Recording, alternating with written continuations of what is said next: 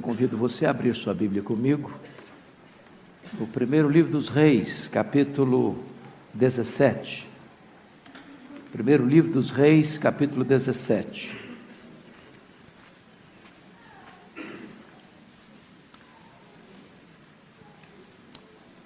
Nós vamos ler dos versos 1 ao verso 10. Primeiro Reis, capítulo 17, versos de 1 a 10.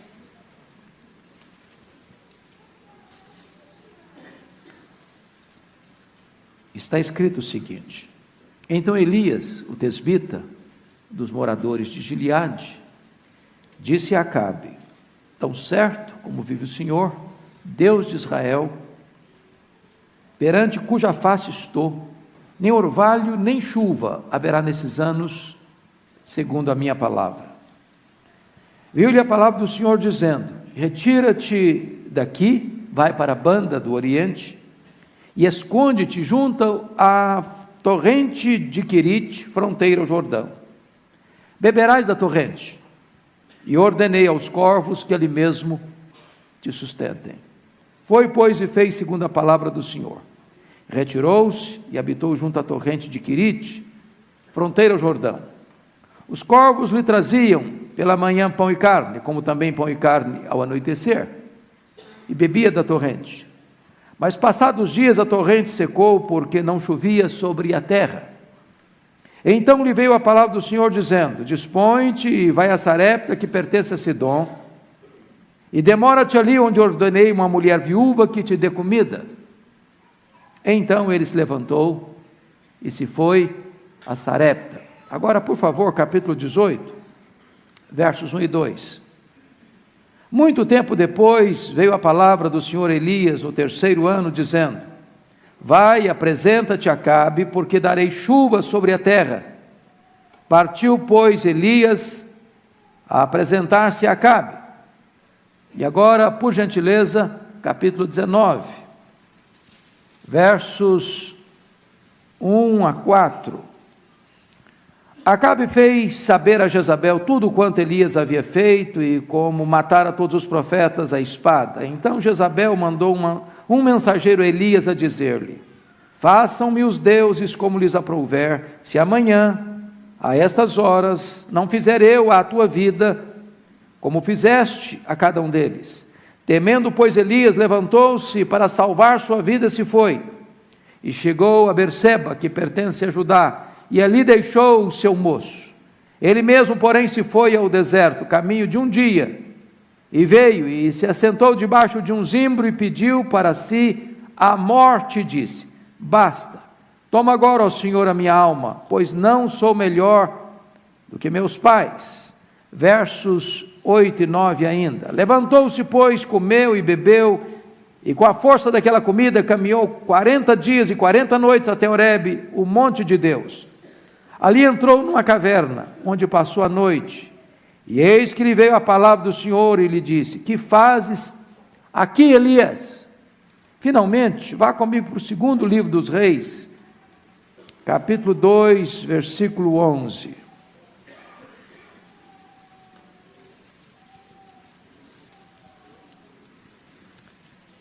Está escrito: Indo eles, Elias e Eliseu, andando e falando, eis que um carro de fogo, com cavalos de fogo, os separou um do outro, e Elias subiu ao céu num redemoinho. Agora volte lá para o texto original, 1 Reis, capítulo 17. Como andar com Deus em tempos de crise? Como andar com Deus em tempos de crise? Dizer para você que nós estamos vivendo uma crise é chover no molhado, é redundância. Dizer que nós estamos vivendo uma crise aguda, agônica, endêmica e sistêmica, não quer dizer mais nada para você, porque crise é a agenda do dia, é a pauta do dia, é o que acontece hoje no Jornal das 8, na imprensa, na mídia. O mundo está em crise, o Brasil está em crise. Talvez a maior crise, a mais grave. Talvez nós nunca descemos tanto na questão da corrupção política como atualmente em nossa nação. Mas quando eu olho para esse texto, a sensação que eu tenho é que Elias estava enfrentando uma crise maior do que a que nós enfrentamos hoje. E eu gostaria de provar isso. Para contextualizar Elias, vocês se lembram que no ano 931 a.C., o rei Salomão morreu. Salomão era o homem proverbial, pela sua sabedoria, pela sua riqueza. Depois de 120 anos de monarquia em Israel, 40 sobre Saul, 40 sobre Davi, 40 sobre Salomão. Com a morte dele, o povo aproveita a transição para fazer reivindicações, porque época de transição de governo é tempo de reivindicações. E o povo chega para o seu herdeiro, o herdeiro do trono, Roboão, e diz o seguinte: olha, Roboão, o luxo que o seu pai viveu, a riqueza que o seu pai ostentou, quem pagou a conta fomos nós. É sempre assim. Alivia a mão aí, abaixa os impostos, não aguentamos mais. Diz a Bíblia que o Roboão, em vez de atender imediatamente o povo, foi fazer algumas consultas, buscar conselheiros. E ele consulta os anciãos, e eles disseram o seguinte: atenda o povo mesmo, o povo está muito oprimido, o povo está trabalhando para pagar a conta do governo, assim não dá. Mas o rei não ficou satisfeito com esse conselho, foi procurar alguns jovens, e os jovens disseram para ele o seguinte: olha, o negócio é o seguinte, aperta mais o cinto, pesa mais a mão, esse povo só vai obedecer você, se você manter esse povo no cabresto. E não sei por que cargas d'água, o rei resolveu escutar esse conselho. O que acontece? Uma rebelião. O reino que passara 120 anos unido, racha. E das 12 tribos, 10 seguiram a liderança cismática de Jeroboão I, formando o que nós chamamos de Reino do Norte, ou Israel, cuja capital veio a ser Samaria. Esse reino durou apenas 209 anos. De 931 a 722, quando a Síria levou este reino para o cativeiro. Nesses 209 anos, nós tivemos 19 reis, com 8 famílias diferentes, reinando 8 dinastias diferentes. Todos esses 19 reis foram maus, foram ímpios, foram perversos. Mas até chegar a Acabe, o rei que está governando agora, na época de Elias, muita coisa aconteceu, e eu queria resumir muito rapidamente para vocês. Esse Jeroboão reinou 22 anos, ele foi muito mau, e todos os reis que o sucederam, vieram na trilha dele, andaram no caminho dele. Que caminho? Ele transformou a religião de Israel numa plataforma para os seus interesses políticos. Como assim?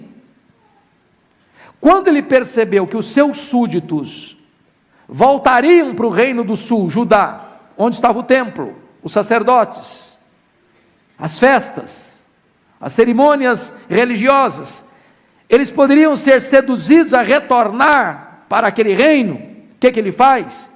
Ele planta novos templos, em Berseba, em Betel, em Dan, constitui novos sacerdotes, estabelece um novo culto com outros deuses, faz um culto sincrético, misturado, místico, e diz para o seu povo: não é mais necessário ir para lá, vamos adorar a Deus do nosso jeito agora.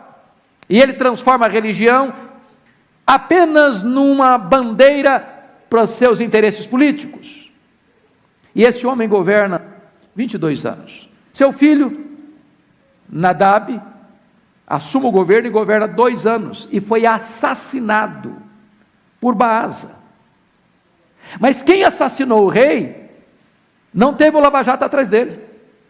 Quem assassinou o rei não foi para a cadeia. Quem assassinou o rei, assumiu o trono. Já pensou um negócio desse? Traição, conspiração, e quem mata, à luz do dia, em vez de ir para a cadeia, assume o governo? Pois esse Baasa governou 24 anos. E quando ele morreu, seu filho Elá reinou 2 anos. O que acontece? Zinri conspira contra ele e o mata. e assume o governo outra vez. Há um motim popular liderado por Henri, e o rei não consegue governar mais do que uma semana, e ele, entrincheirado pelo povo, percebendo que estava preso dentro do palácio, ele bota fogo no palácio e se mata, comete suicídio dentro do palácio. E quem governou, quem orientou esse motim, Henri, começa a governar, e governa 12 anos, e foi o pior rei até então. Quando ele morre, o seu filho Acabe assume o governo, e foi pior que o pai, pior que o pai. E se não bastasse Acabe ser pior que o pai, o pior rei da história de Israel, casou-se com a pior mulher do mundo. Aí é tragédia. A mulher chamava-se Jezabel. Ela era assassina, ela era feiticeira, ela era mandona. E essa mulher, à força da espada, impôs o culto a Baal em Israel, e começa a matar e a perseguir os profetas de Deus, a ponto de um dos seus mordomos, Obadias, que era um homem fiel a Deus, esconder num buraco, numa cova, num antro, 100 profetas, alimentando-os com água e com pão.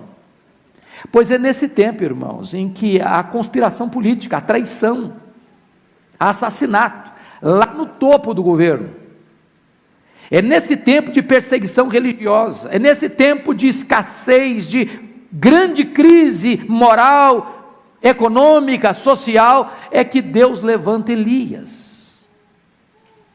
Vocês acham que a nossa crise está grande? Pois lá estava pior.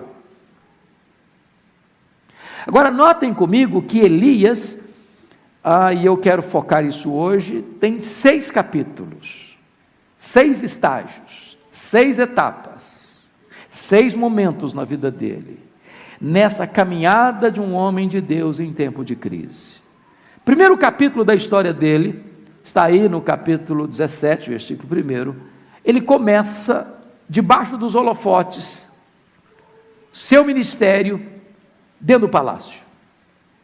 Veja comigo. Então Elias, o tesbita dos moradores de Gileade, disse a Acabe: tão certo como vive o Senhor Deus de Israel, perante cuja face estou, nem orvalho nem chuva haverá nesses anos, segundo a minha palavra. Quando você lê assim, Elias o tesbita, não está falando da família dele, nem do sobrenome dele, está falando da região geográfica onde ele nasceu, da procedência geográfica dele. Ele vem de Tisbé, um lugarejo pequeno, esquecido, desprezado, insignificante, incrustado lá nas fraldas daquela cordilheira de montanhas de Gileade. Quando você vai para o mapa, procurar Tisbé, você não acha Tisbé no mapa. Quando você vai vasculhar sobre a família dele, ele não vem de uma família aristocrática, uma família de ricos. Ele não vem de uma escola de profetas, ele não vem de uma família sacerdotal. Elias é um homem desconhecido, de uma família desconhecida, de um lugar desconhecido. Mas um homem que Deus levanta no tempo da crise para mudar a história da sua nação. Isso traz esperança para nós, irmãos. Deus não precisa de gente que tenha pedigree para usá-lo.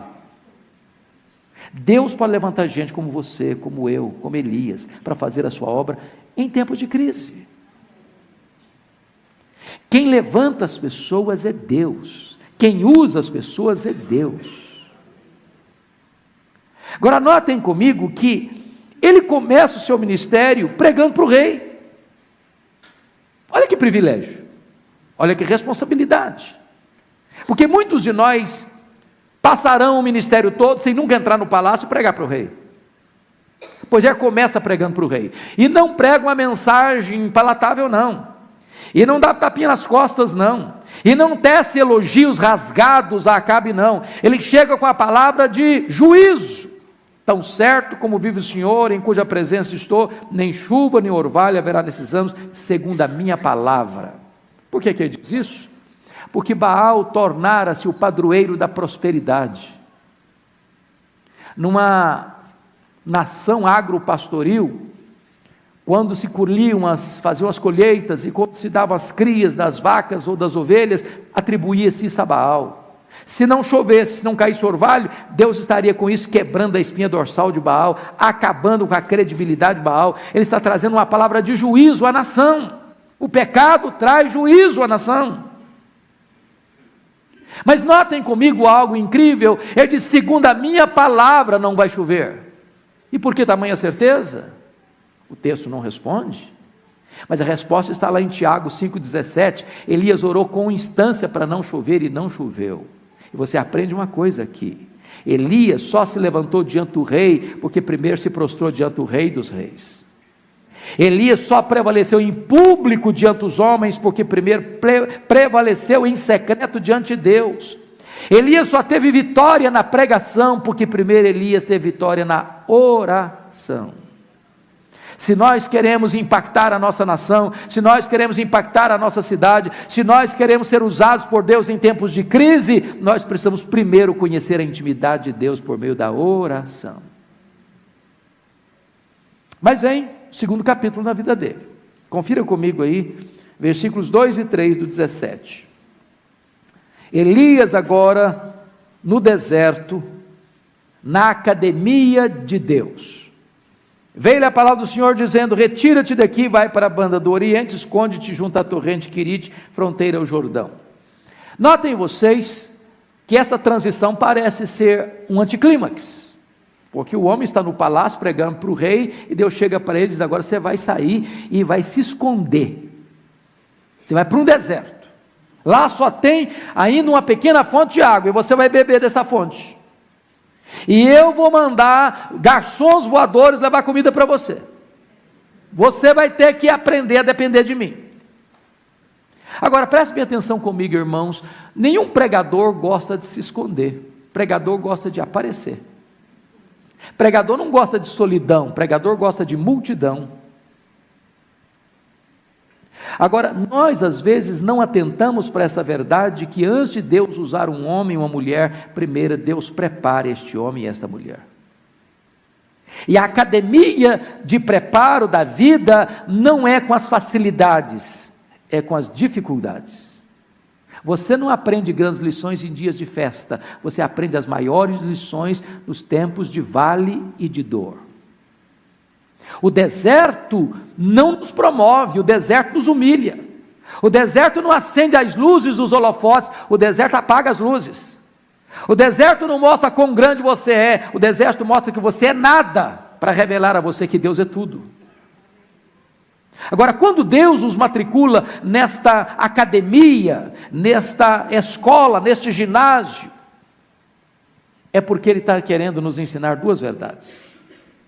Primeira coisa que eu aprendo na academia de Deus, no deserto, a escola superior do Espírito Santo, é que Deus está mais interessado em quem eu sou, em quem você é, do que no que nós fazemos para Ele.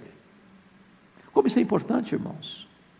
Nós vivemos numa sociedade que valoriza muito carisma e pouco caráter. Nós vivemos numa sociedade que valoriza demais o performance e não a motivação. E Deus está mais interessado em quem você é do que no que você faz. Vida com Deus precede trabalho para Deus. Deus nos leva para o deserto para tratar de nós, para trabalhar em nós, para depois Deus então trabalhar através de nós. Mas em segundo lugar, quando Deus nos leva para essa escola superior do Espírito Santo, para tratar conosco lá na solidão do deserto, porque notem vocês, quando Deus está tratando conosco na solidão do deserto, não tem holofotes, não tem testemunhas, não tem multidão, para dizer: aguenta firme, você está sozinho, é lá no seu quarto fechado, é lá na sua madrugada escura, é lá quando ninguém está vendo a lágrima que está rolando em seus olhos, e nem a dor que está latejando em seu coração, é lá naquele momento que Deus está tratando com você, e é nessa hora que você precisa aprender uma das mais importantes lições da vida. Ou Deus faz um milagre na sua história, ou você perece. Notem comigo que ele tem que beber da torrente e depender de Deus para comer. Ele está num deserto, ele está escondido da perseguição furiosa de Jezabel, que está matando os profetas de Deus. Tem alguns sobreviventes que ninguém sabe que eles estão vivos dentro de um buraco.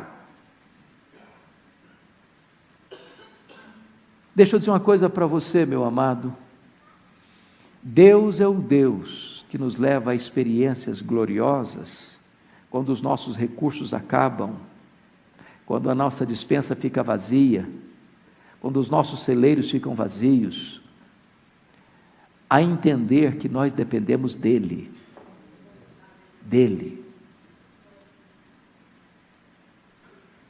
Eu não sei como é que está a sua vida hoje, mas talvez você esteja passando uma fase assim. Talvez você veja para esse culto até com esse sentimento: meu Deus, ou o Senhor faz um milagre na minha vida, ou eu não aguento mais, ou eu vou perecer. Acabou. Veja comigo o versículo 7. Ele está onde Deus mandou ele estar, fazendo o que Deus mandou ele fazer, e de repente a sua fonte secou.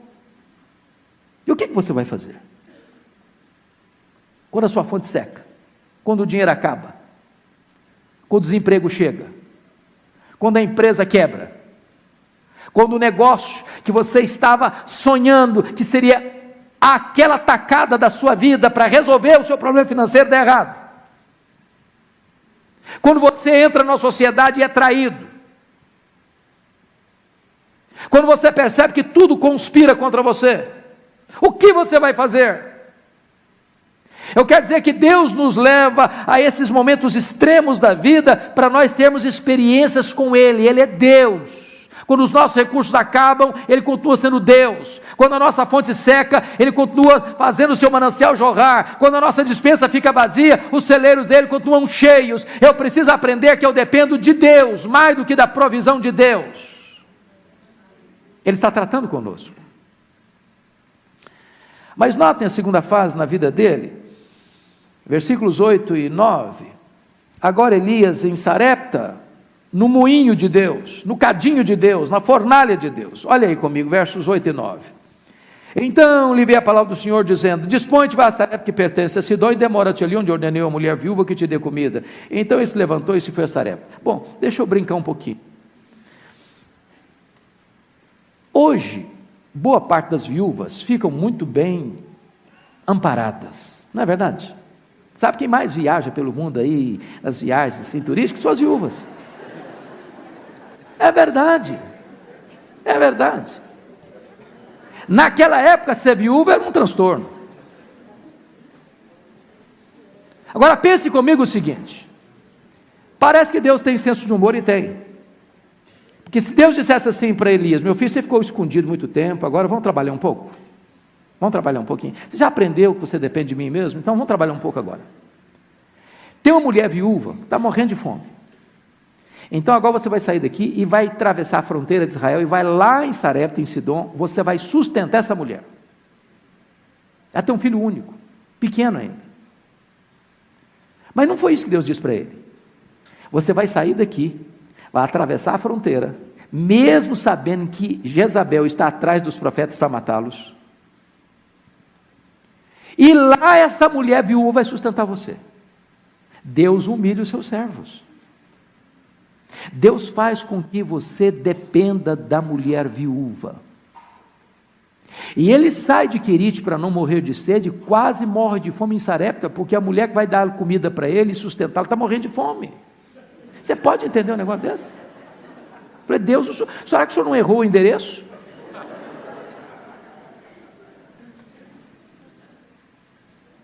Mas sabe o que Deus está falando com esse homem? Meu filho, você acabou o estágio do deserto. Agora você aperta os cintos, que eu vou matricular você no estágio mais avançado. Agora eu vou botar você na fornalha. Vocês já perceberam que quando uma coisa fica ruim, ainda tem possibilidade de ficar mais ruim ainda? Quando um problema chega, parece que ele vem acompanhado, vem o pacote inteiro. Deus não perdeu o controle nessas horas. Deus continua no trono, Deus continua com as rédeas nas mãos, Deus está apenas dando um tratamento intensivo, porque antes de usar você, Deus trabalha em você.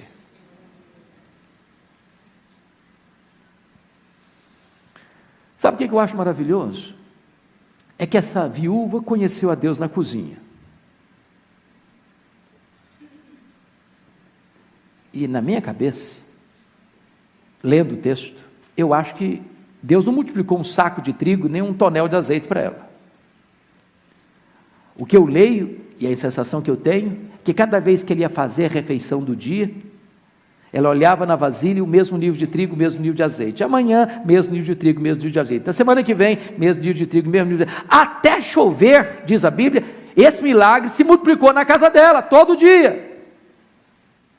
E sabe qual a sensação que eu tenho? Não importa quão rico é você ou quão pobre é você, é Deus quem multiplica a farinha na sua panela e o azeite na sua botija. Sabe por quê? Quem dá pão a quem tem fome é Deus. Você já pensou você ter dinheiro, mas não ter o que comprar? Eu olho para a Venezuela hoje, eu vejo aquele povo, às vezes, tão sacrificado, tão machucado, tão ferido, e no supermercado não tem nada para comprar. Aí que tem dinheiro no bolso. Vocês se lembram numa época que em Samaria houve uma fome tal, que se pagava muito dinheiro na cabeça de um jumento? Quem já foi no açougue comprar a cabeça de jumento para comer? Alguém já foi aqui? Adianta ter dinheiro e não ter comida? Pois entenda uma coisa, se você está vivo, se o seu coração está batendo, se o seu corpo está movimentando, é porque Deus sustenta você. Sustenta você. Agora, não é só milagre que acontece na casa de gente crente não, sabia? Acontece problema também. Porque o filho único dessa viúva adoeceu e morreu. Quando o profeta Elias morava com ela, porque ela fez um quarto para o profeta Elias ficar na casa dela. Ela hospedou e sustentou Elias. Você pode entender uma coisa dessa? Você é crente, está sustentando um profeta de Deus, está abençoando a obra de Deus, e tem gente lá pagã, que está lá com um monte de filho, nenhum fica doente, não pega nem resfriado. Seu filho único adoece e morre. Sabe o que aconteceu? Essa mulher ficou amargurada, revoltada, e botou a culpa em Elias. E eu não sei se você já viveu esse drama, mas não é fácil você ser culpado de algo que você não deve. Como é que você reage? Sabe o que me impressiona em Elias? Ele não se defendeu. Por aprender um princípio que Jesus ensinou mais tarde: não se esmaga a cana quebrada, nem se apaga a torcida que fumega. Tripudiar sobre aqueles que já estão machucados não faz sentido. Mas me impressiona Elias, porque diz a Bíblia que ele diz para aquela mulher machucada e ferida pela dor: transfira para os meus braços aqui o seu sofrimento, me dê o seu filho morto aqui. E ele pegou o menino e levou para o quarto. E diz a Bíblia que ele se estira sobre o menino e agoniza em oração, e diz para Deus uma frase: atesta a viúva, Senhor. Só quem tem intimidade com Deus, briga com Deus em oração. Quem não tem intimidade, não pode brigar com Deus em oração. E ele pede algo inédito, porque não há registro de ressurreição até então, e ele pede para Deus ressuscitar o menino. E eu acho que se você e eu fôssemos fazer uma oração, que nunca aconteceu nada na história igual, internariam a gente como alguém que está transtornado, alguém que está precisando de uma clínica de reparo, de repouso. Pois ele ora para Deus ressuscitar o menino. Sabe o que aconteceu? O menino ressuscitou. Deus faz o imponderável, Deus faz o impossível, Deus faz milagres ainda hoje. Agora notem comigo, irmãos, se Elias fosse uma estrela, porque tem estrelas hoje, que fazem propaganda de milagres que nunca aconteceram, que faz a cena toda para todo mundo acreditar que foi um milagre, que criminosamente, engenhosamente monta um palco para um milagre, quando o milagre não aconteceu, mas eles dizem que aconteceu, para que eles se tornem grandes aos olhos dos homens. Pensem comigo se Elias fosse um desses, o que ele faria? Eu acho que ele sairia daquele quarto, com o menino vivo na mão, e a primeira coisa que ele faria era chamar uma coletiva da imprensa. Agora sim tem um profeta de Deus nessa terra. Eu acho que se fosse hoje, eu botaria alguns outdoors na cidade com a fotografia dele, com a frase assim: eis o grande homem do século. Se fosse hoje, eu acho que eu faria um grande discurso de alto elogio, bateria palmas para ele mesmo, e talvez até faria um solo do hino: quão grande és tu, diante do espelho.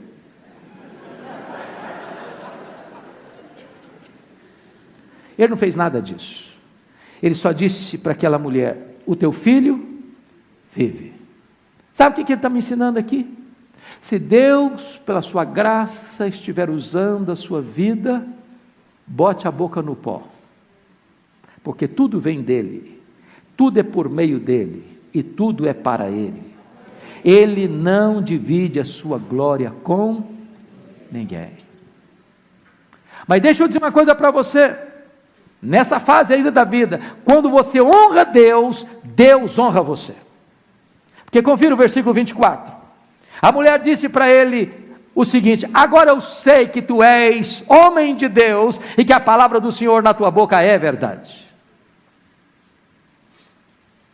Quando você honra Deus, Deus honra você. E sabe, irmãos, aqui tem duas coisas que me deixam trêmulo até hoje. Como é que nós somos conhecidos?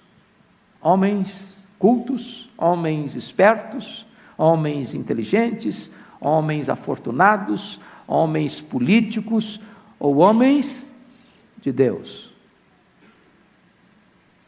E outra coisa que me choca é isso: a palavra do Senhor na tua boca é verdade. Então significa que nem sempre alguém que profere a palavra de Deus é boca de Deus. E vocês sabem disso. Chega uma pessoa e prega uma verdade, não acontece nada. Chega outra e prega a mesma verdade, e os corações se derretem. Por quê? É porque um é boca de Deus, o outro não é.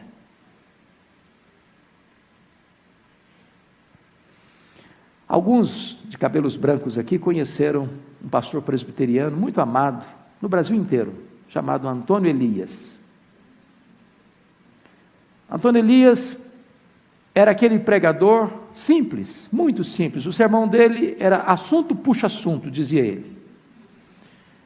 Mas eu nunca vi Antônio Elias pregar sem ter lágrimas nos olhos, e nunca vi Antônio Elias pregar sem o auditório estar chorando. Um dia ele estava pregando num congresso de pastores e líderes. Terminada a sua palestra, alguém lhe faz uma pergunta teológica complexa, querendo dele alguma luz.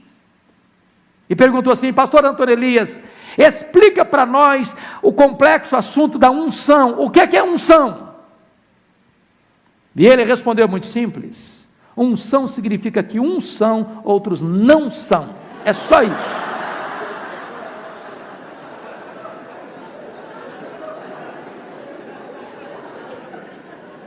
Agora eu sei que a palavra do Senhor na tua boca é verdade. Mas vamos para um outro capítulo da vida desse homem, por favor, capítulo 18.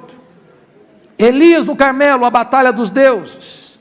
Muito tempo depois veio a palavra do Senhor a Elias no 3º ano, dizendo: vai, apresenta-te a Acabe, porque darei chuva sobre a terra. Partiu, pois, Elias a apresentar-se a Acabe. Deus é maravilhoso. Tem hora que manda o cara esconder, depois Deus manda o cara aparecer. Ele é o dono da agenda. Mas o que me impressiona em Elias é que Deus manda o cara ir, ele vai. Deus manda o cara esconder, ele esconde. Deus manda o cara aparecer, ele aparece. Ele é obediente. E aqui, irmãos, prestem bem atenção. Deus preparou Elias 3 anos e meio para usá-lo num único dia, aqui no Carmelo. Deus não tem pressa quando se trata de preparar seus líderes. Deus preparou Moisés 80 anos para usá-lo 40. Jesus começou o seu ministério com 30 anos, ministério de apenas 3 anos. Deus preparou Elias 3 anos e meio para usá-lo num único dia aqui no Carmelo. E aqui no Carmelo, na batalha dos deuses, primeiramente diz o texto que ele confronta o rei Acabe. Confira comigo aí, por gentileza, versos 17 e 18. Vendo Acabe, disse-lhe: és tu, ó perturbador de Israel? Respondeu Elias ao rei Acabe: eu não tenho perturbado a Israel, mas tu e a casa de teu pai, porque deixastes os mandamentos do Senhor e seguiste os Baalins. Como é que ele está dizendo perturbador? Por que perturbador de Israel? Porque um dia Elias apareceu no palácio dele, há 3 anos e meio, falou: olha, não vai chover, não vai cair orvalho. Sabe o que aconteceu? Não choveu, não caiu orvalho.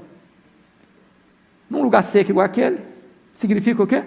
Colapso na agricultura, colapso na pecuária, colapso na economia. Fome, pobreza, miséria. E o rei pensou assim: ele é o culpado. E chega para Elias: és tu, ó perturbador de Israel? Ele diz: não, rei, eu não sou perturbador de Israel, não. Perturbador de Israel é você, é a sua família, porque você deixou a Deus e foi servir aos deuses falsos, aos Baalins. A idolatria traz consequência à nação, o pecado traz tragédia à nação. Depois de confrontar o rei, confira comigo o versículo 21, o profeta Elias confronta o povo. Então Elias se chegou a todo o povo e disse: até quando cocheareis entre 2 pensamentos? Se o Senhor é Deus, segui-o; se é Baal, segui-o. Porém o povo nada lhe respondeu. Sabe o que está acontecendo aqui? O povo rendido ao sincretismo. Sabe o que é sincretismo? É a pessoa adorar a Deus, o Deus verdadeiro, por meio de Baal. É o camarada se prostrar diante de uma imagem feita de barro para adorar ao Deus que é espiritual. Desculpem da expressão, é como o camarada acender uma vela para Deus e o diabo ao mesmo tempo. Sincretismo, mistura de crenças. Aí o profeta diz para o povo o seguinte: olha, vocês têm que tomar uma decisão, sai assim do muro. Se Deus é Deus, sirva a Deus. Se Baal é Deus, então sirva Baal, mas não fique em cima do muro. Toma uma decisão. Finalmente, confira comigo, ele confronta os profetas de Baal. No verso 23, ele faz um desafio. Chama os profetas de Baal no cume do monte e diz o seguinte: vamos pegar 2 novilhos. Vocês são os profetas de Baal, tem 450 de um, 400 do outro, 850 homens, vocês vão escolher uma novilha, e eu vou escolher a outra. Como vocês são muitos, vocês podem fazer o sacrifício primeiro, bota o altar, bota o holocausto, e vocês vão pedir ao Baal para mandar fogo, e eu também vou pedir ao meu Deus para mandar fogo. O Deus que responder por fogo, esse é o Deus verdadeiro. O povo gosta de espetáculo, o povo diz: boa essa palavra. Todo mundo ajuntou para ver. Aí os profetas fizeram um altar, botaram o holocausto, e pedem, e clamam, de manhã até meio-dia, não consegue nada. Aí diz a Bíblia que Elias começa a zombar deles. Olha o versículo 27, ao meio-dia Elias zombava deles, dizendo: chamai, clamai em voz mais altas, porque ele é Deus. Pode ser que esteja meditando, ou atendendo a necessidade, ou de viagem, ou a dormir e despertará. E ele retalhava com facas, não aconteceu nada. Diz a Bíblia que Elias então restaura o altar do Senhor que estava em ruínas, pega 12 pedras, símbolo das 12 tribos, bota o holocausto em cima do altar, abre um rego, e manda jogar água, e manda jogar água, e manda jogar água 3 vezes até transbordar. E se você pergunta: mas de onde está vindo essa água, se tem seca? O mar Mediterrâneo está ali do lado. E então ele faz uma breve oração ao Deus de Abraão, ao Deus de Isaac, ao Deus de Israel: prova, Senhor, que Tu és Deus, e que eu sou Teu servo, manda fogo, Senhor. E diz a Bíblia que o fogo de Deus cai, lambe o holocausto, queima a lenha, queima as pedras, queima a água, e o povo cai prostrado e clama: só o Senhor é Deus, só o Senhor é Deus, só o Senhor é Deus. Às vezes nós queremos que o fogo caia, não fogo estranho, não fogo fabricado, não fogo inventado pelo homem, o fogo de Deus, fogo puro, santo. E o fogo não cai. Por quê? Dr. Mark Lloyd Jones, comentando esse texto, diz que não cai porque antes do fogo cair é preciso restaurar o altar do Senhor que está em ruínas. E o que Elias fez para restaurar o altar? Pegou 12 pedras. Por que 12 pedras? Porque as tribos estavam brigadas, inimigas, divididas. Irmãos, para nós recebermos a bênção do eterno, as brigas, as mágoas, os ranços, as amarguras, as discórdias, as dissensões entre nós precisam acabar.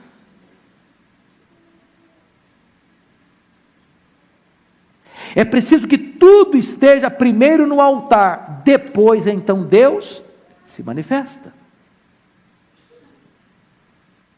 Agora notem comigo algo maravilhoso, versículo 18 primeiro, Deus diz assim: vai e apresenta-te a Acabe, porque darei chuva sobre a terra. Quem prometeu isso? Deus. Agora lá no final do capítulo 18, lá a partir do versículo 41, Elias sobe para o cume do Carmelo, depois que ele derrota os profetas de Baal, e bota a cabeça entre os joelhos, para pedir, o quê? Chuva. Espera um pouquinho, Elias, eu acho que você não está entendendo. Deus não prometeu que vai dar chuva? Deus mente por acaso? Deus falha por acaso? Se Deus prometeu, então para que você vai orar? Deus não diz para você, vai, apresenta-te a Acabe, ore e darei chuva. Deus diz, vai, apresenta-te a Acabe, porque darei chuva. Por que ele ora? Para nos ensinar uma grande verdade espiritual, que a soberania de Deus não anula a responsabilidade humana. Deus é soberano, mas Deus escolheu agir através da oração do seu povo. É preciso orar, se nós queremos ver tempos de restauração para a nossa vida, para a nossa família, para a nossa igreja, para a nossa nação. Mas agora eu convido você para o penúltimo capítulo na vida do Elias, que é o capítulo 19. Elias na caverna da depressão. Se eu fosse o biógrafo de Elias, eu pularia o capítulo 19. Com certeza eu pularia. O capítulo 19 não honra Elias. Não honra. Irmãos, não dá para entender esse gigante de Deus agora, passando o que ele está passando aqui. Confira comigo o capítulo 19. Está escrito aí, Acabe fez saber a Jezabel tudo quanto Elias havia feito. Você percebe que quem manda é Jezabel. O Acabe é um garotinho de recado. Ele é um garoto de recado. Ela que coordena, que manda, que persegue, que mata, que faz, que acontece.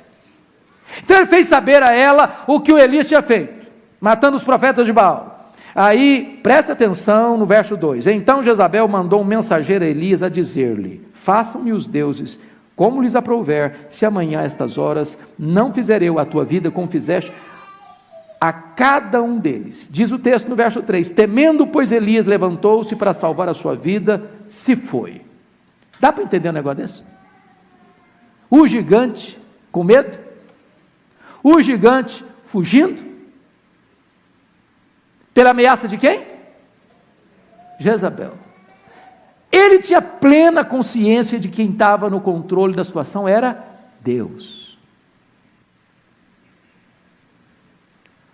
Os grandes homens são de barro.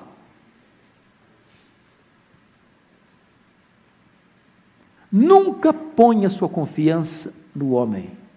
Ponha sua confiança em Deus. Os grandes homens estão sujeitos a momentos de fraqueza. E esse homem de Deus vai entrar numa caverna e dizer: Deus, eu quero morrer.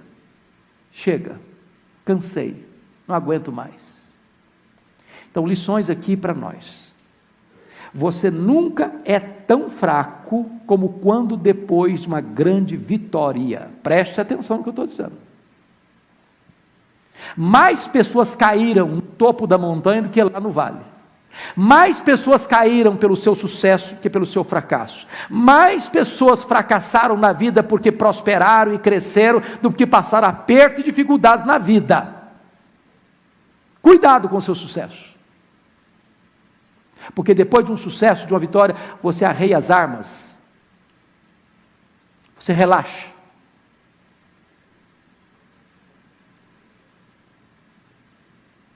Agora, notem esse homem de Deus depressivo querendo morrer.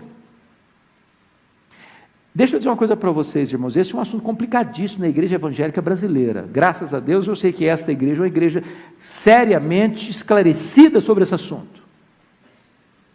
pastor dessa igreja tem pregado várias vezes sobre esse assunto, trazido aqui preletores os mais qualificados para tratar desse assunto, mas em muitos lugares no Brasil, a igreja evangélica não entende esse assunto, e nós estamos vivendo um momento dificílimo. Vocês já perceberam a quantidade de pastores que se mataram de 2 anos para cá? De líderes que se suicidaram, ou que suicidaram de 2 anos para cá? Por que isso? É que mesmo homens de Deus podem passar por crises de depressão. E hoje a depressão é tratada como uma doença, que precisa de terapia, de remédio e de fé. Por que esse assunto é mal entendido no meio evangélico? Por 2 razões. Primeiro, por causa de um pregador neopentecostal chamado T.L. Osborne. T.L. Osborne diz que depressão é demônio. Aí uma pessoa está depressiva, além de estar machucada e ferida na alma, depressiva, ainda alguém chega para ela e bota mais 1 tonelada de culpa nas costas dela. Minha filha, você está endemoniada, você está oprimida pelo demônio. Aí pronto, complica mais a situação. Na outra vertente, um teólogo reformado, calvinista, comete um outro equívoco. J. Adams, um grande homem de Deus, seus livros são maravilhosos, qualquer aluno de teologia passou para a mão dele nos livros de aconselhamento, mas ele diz que depressão é pecado. Aí uma pessoa está deprimida na igreja, está em pecado, aí mais culpa, mais peso. A grande pergunta é: depressão pode ter a ver com demônio? Pode. Pessoas que lidaram com feitiçaria, vocês sabem que pode ficar deprimido por causa desse negócio todo. Pode ser por causa de pecado? Pode também. Só ler o Salmo 32, 38, 51, você vai ver Davi depressivo. Vigor se tornou em sequidão de estio, os ossos ardendo, lágrimas nos olhos, tristeza profunda. Por quê? Por causa do pecado escondido no coração. Agora a grande pergunta é: e um crente cheio do Espírito Santo pode ficar deprimido? Eu pregava esse assunto há alguns anos em Belo Horizonte, e quando eu fiz essa pergunta, um crente cheio do Espírito Santo pode ficar deprimido? Levantou uma moça cheia de coragem no auditório, balançou o dedo para o meu lado, isso é um absurdo! Um crente cheio do Espírito Santo não pode ficar deprimido, não pode ter depressão. Eu olhei para ela e disse: filha, e um crente cheio do Espírito Santo pode ter miopia e usar óculos? E um crente cheio do Espírito Santo pode ter um problema no coração, precisar fazer uma ponte safena? E um crente cheio do Espírito Santo pode ter um problema de estômago e precisar tomar pantoprazol ou outro remédio qualquer? Por que daqui para cima é uma coisa, daqui para baixo é outra? Elias está depressivo. E eu vou lhes dar as causas da depressão dele. Primeiro, por que ele está depressivo? Primeiro, porque ele está fazendo uma leitura errada da vida. Ele está com medo de quem? Jezabel. Quem governa o mundo, e ele tem certeza disso? Deus. Toda vez que você temer a homens, você fica perturbado. Segundo, porque ele faz uma leitura errada, pessimista da vida. Ele disse assim para Deus: só eu fiquei. Ô gente, esse negócio de você achar que você é o único é um perigo. Só eu que sou fiel, Senhor. Só eu que sou crente nesse lugar aqui. Só eu que oro, só eu que creio, só eu que faço. Aí Deus diz para ele: não, calma lá, tem 7.000 ainda que não dobraram, tem anônimos aí, que você acha que ninguém sabe, são os verdadeiros heróis. Sabe quem são os grandes heróis no reino de Deus, irmãos? São os humildes de espírito, gente que não está debaixo do holofote, gente que você nunca escutou o nome dele, gente que o nome dele não aparece na imprensa, não dobraram os joelhos. Por que ele está deprimido? Terceiro lugar, porque ele olha para a vida pelas lentes do retrovisor e diz: acabou, Senhor, chega, eu quero morrer, porque não tem mais futuro não, meu ministério acabou, não tem mais sonhos para frente. Deus diz: camarada, você quer morrer, pois você não acabou seu ministério não, o melhor está pela frente, você vai ungir um rei em Israel, você vai ungir um rei na Síria, você vai ungir um profeta no seu lugar, você vai ungir um rei na Síria, eu tenho coisas grandes para você fazer. Aliás, uma coisa, você quer morrer? Nem morrer você vai, vou levar você para o céu sem morrer. Você não sabe nem o que você está pedindo. Como é que Deus cura a depressão do Elias? 3 remédios. Primeiro, bota o cara para dormir. O grande problema de uma pessoa depressiva, ou ela dorme demais, ou ela não consegue dormir. O corpo está moído, a mente não desliga. Segundo remédio, cardápio bom, comida boa. Porque depressivo ou come demais ou não come nada. Terceiro remédio, desabafo. Deus diz para Elias assim: que faz aí, Elias? Sai dessa caverna. Sabe o que Deus está dizendo para ele? Vem aqui para fora, abra a caixa da ferramenta, bota para fora, desabafa, filho.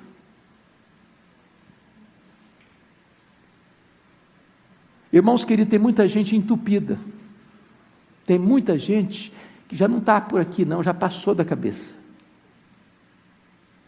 não tem com quem se abrir, e às vezes não confia em ninguém. Sabe por que hoje eu vejo a quantidade de pastores se matando? É porque eles não confiam que se abrir o coração para alguém, esse alguém vai cuidar dele. Irmãos amados, a igreja tem que ser comunidade de cura e não comunidade de opressão. Mas deixa eu terminar. O último capítulo na vida desse homem, lá no Jordão.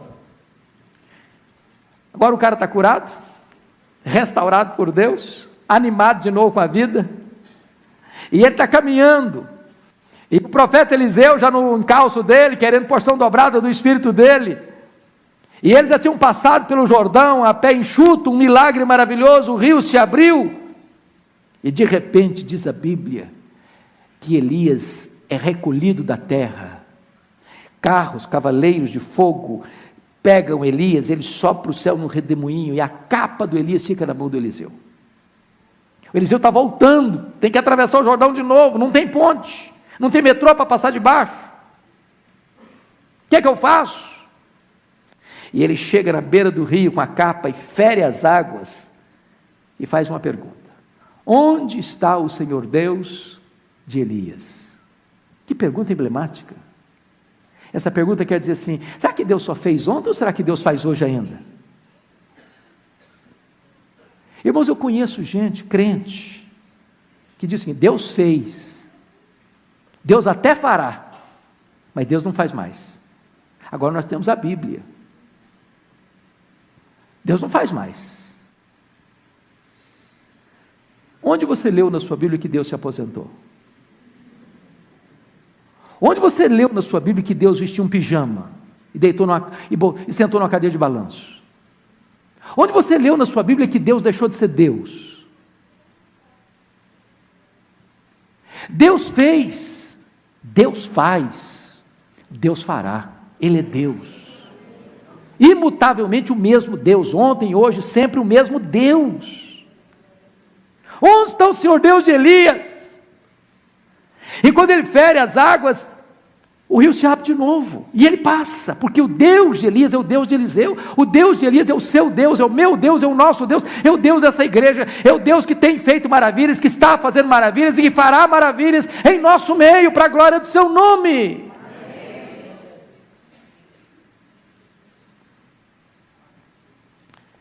Eu não sei como é que você veio aqui, mas eu queria terminar essa mensagem com outra pergunta. Não é mais onde está o Senhor Deus de Elias, mas onde estão os Elias de Deus? Porque Elias era um homem comum, desconhecido, como você e eu. Quem sabe Deus possa nos levantar? Quem sabe Deus possa olhar para nós, para ir lá no palácio, Alvorada, entrar na sala do presidente e diz: olha, presidente, há um só Deus vive e verdadeiro, essa nação precisa conhecê-lo. Às vezes, irmãos, nós não temos coragem de confrontar as autoridades.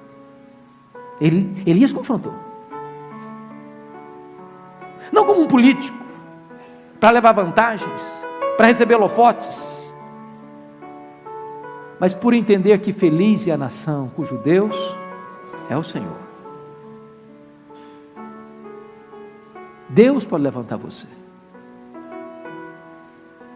Se você está no deserto de Deus, não se desespere não, Deus está trabalhando. Se você está na fornalha de Deus, não fique desesperado, não. O fogo de Deus só queima as escórias, purifica mais ainda você. Se você está num grande confronto, saiba de uma coisa: Deus é Deus e Ele não dá sua glória para ninguém.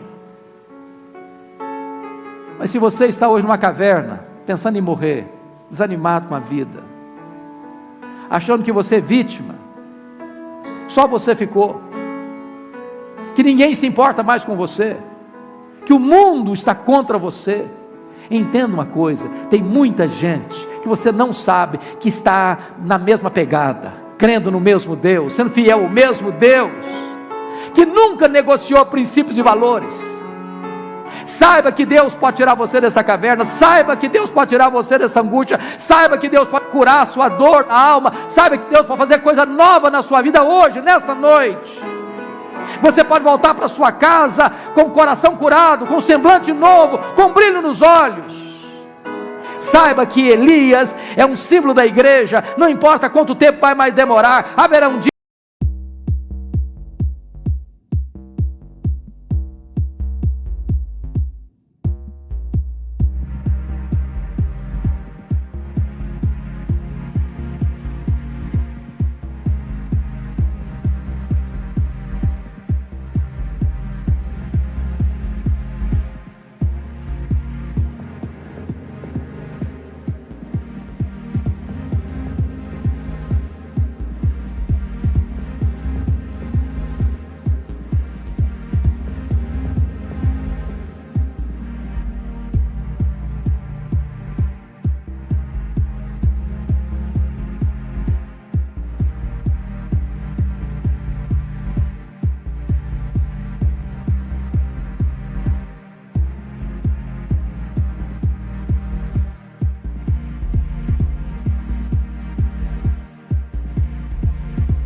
Em que a trombeta de Deus vai soar, e os que estiverem vivos serão transformados, mas antes os mortos ressuscitarão, e encontrarão o Senhor Jesus nos ares. É só mais um pouquinho, e nós estaremos juntos, para a glória de Deus, vivendo a bem-aventurança eterna. Eu quero orar com você e por você nesta noite. Deus quer fazer uma obra maravilhosa no seu coração. Se você quer orar comigo, põe-se em pé onde você está. Se você tem uma necessidade específica, uma obra específica que você quer que Deus faça na sua vida, ponha-se em pé e nós vamos orar.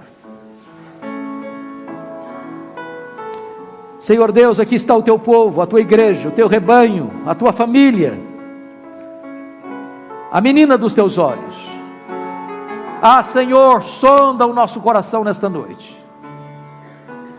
E se alguém entrou aqui, Pai, com o coração aflito, desesperado, doente, desanimado, que nesta noite haja cura, haja restauração, haja alegria, haja perdão, haja renovo, haja recomeço, para a glória do teu nome. Se alguém entrou aqui, Senhor, em crise pessoal, conjugal, familiar, que essa seja uma noite de restauração. Se alguém entrou aqui, meu Deus, depois de ter caído em desgraça, em pecado, em miséria, em opróbrio, e o diabo jogou lama no seu rosto, em nome de Jesus, lava este coração agora com o sangue do Cordeiro, e dá a ele a alegria.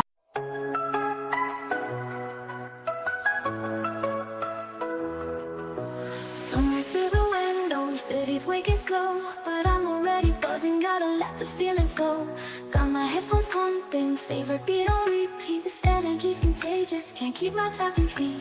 Every note a whisper, every beat a spark. This feeling's electric, lighting up the dark. Weightless, breathless, a rhythm I can't deny. In this moment, I'm ready to touch the sky. Sound like the baseline, pumping loud and clear. Every soul's a dancer, casting off all fear.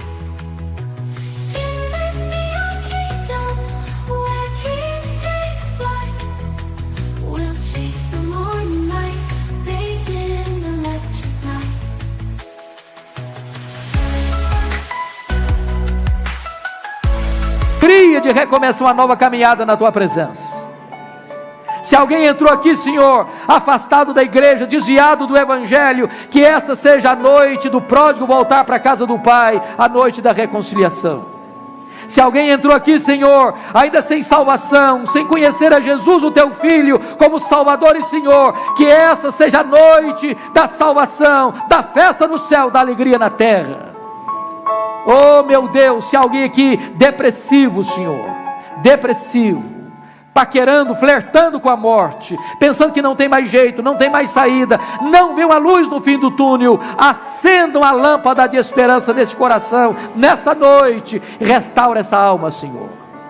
A nossa vida é tua, e nós colocamos a nossa vida nas tuas mãos, e esperamos em ti, e oramos em nome de Jesus, aleluia, amém, amém.